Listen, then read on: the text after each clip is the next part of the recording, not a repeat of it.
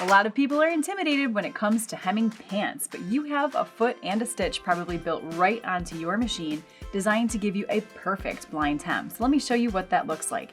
Here I've got a blind hem foot. What's special about your blind hem foot is that you do have a flange in the center of the foot, and that's designed to go right along the fold of your hem. I'll show you what that looks like.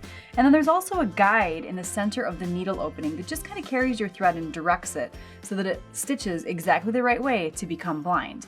Now, when you're working with a blind hem foot, you should be using a blind hem stitch. And it looks like a straight stitch, and then it has a little bite to the side about every 4 or 5 stitches.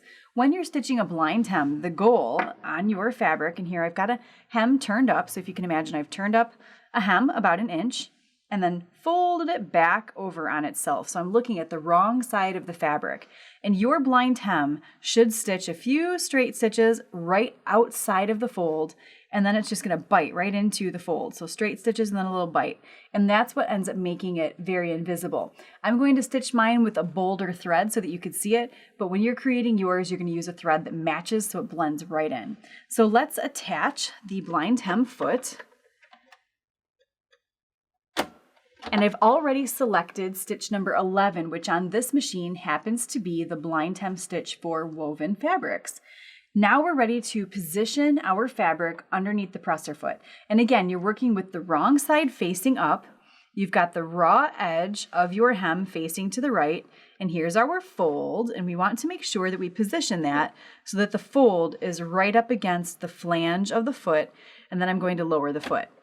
Now, you do have a couple of adjustments that you can make to a blind hem stitch like this. You really want to make sure that you're barely biting into the folded edge of the fabric. You can verify that by turning the hand wheel toward you just to see where it drops down. And then, if it's biting pretty far, you could adjust the position of your needle, and you'll see the needle position move each time that you make an adjustment. I've gone one too far to the right. There we go. I think that's just right. And now you are ready to stitch. And again, you want to make sure that you keep the fold right up against the flange in the foot and stitch a little slowly on this one so that it stays nice and straight.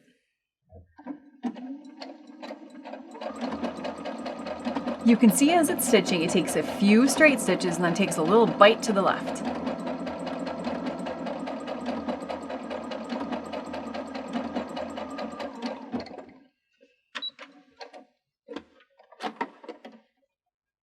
Okay, so here's what it looks like on the back side. I've got that little bite kind of biting into my folded fabric, and then when I open it up, this is what your blind hem should look like. And once again, remember, I used a bold thread so that you could see it, but if you had a thread that was exactly the same color as your fabric, you'll find that it blends right in. So that's what you're looking for with a blind hem. It's actually very easy.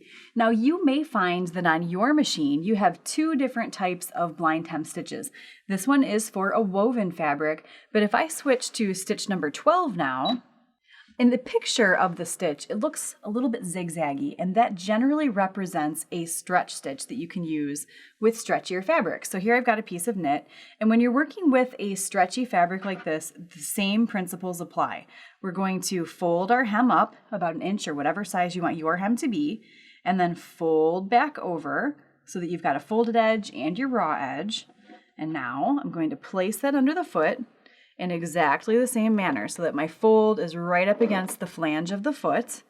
And you could check your stitch width and make sure that it's appropriate. Now remember, when you're working with a thick fabric like this, you want to test your stitch width just a little bit because you may find that it shows a little bit less than what you think because of the thickness of the fabric.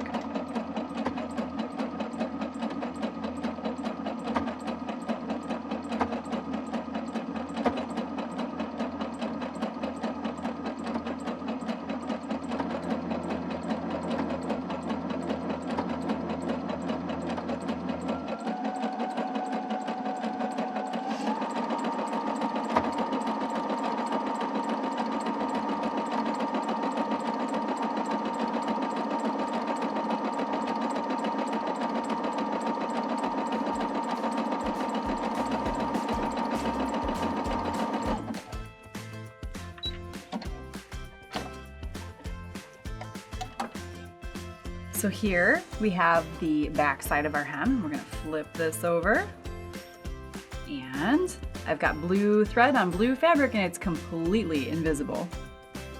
So now the next time you need a hem in a pair of pants or a skirt, you've got the tools that you need. Just practice a little bit with a scrap of your fabric, get that stitch width perfect, and you will have a beautiful blind hem. I hope this helps.